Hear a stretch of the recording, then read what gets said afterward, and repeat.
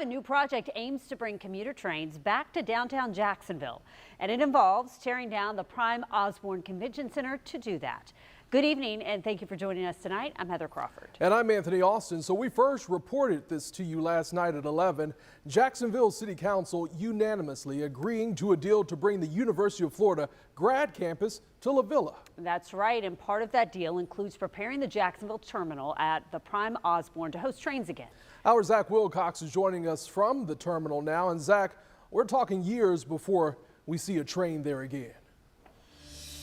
Yeah, Anthony, but the wheels are in motion at this point because part of that UF grad campus deal, I'm standing on part of the property of it, would be at the old Jacksonville terminal building where they plan to put in some restaurants, some shops, and yes, a train ticketing station for train tickets. And I talked with a Jacksonville City Council member, and this whole idea of having a commuter train back in downtown is having him feel a bit nostalgic.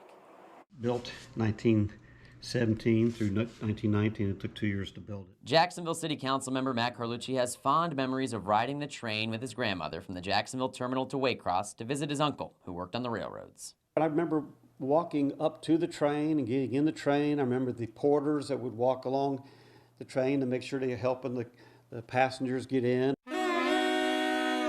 It's been decades since he or anyone else made that trip. The terminal closed more than 50 years ago in 1974. But a spokesperson for Mayor Donna Deegan's office says plans for the new University of Florida grad campus approved this week call for revitalizing the terminal with shops, restaurants, and a new train ticket station. That spokesperson says it could eventually host commuter trains, with city leaders exploring the possibility of a Brightline train connecting the terminal to cities across the state. It'll be kind of cool to see people going back to it. The grad campus plan includes building where the Prime Osborne stands behind the terminal, but the mayor's office reports it will continue hosting conventions there until UF is ready to develop the space.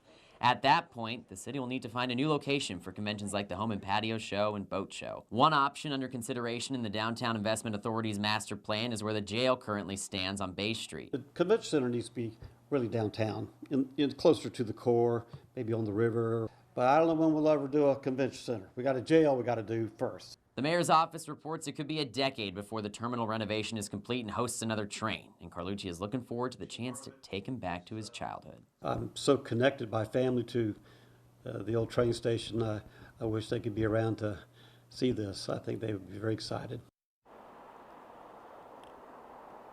Well, I know that Carlucci is excited to see it, and all of this terminal stuff is a ways down the line, but it is a part of this plan, and we haven't talked about it at length, so I figured I'd share it with you today. But coming up a little bit more in the near future is some other buildings down Bay Street that are still in the La Villa area that could open in the fall of 2026 and start hosting classes then. So we could start to see this campus really start to come to fruition fast. In downtown, Zach Wilcox, First Coast News, on your side.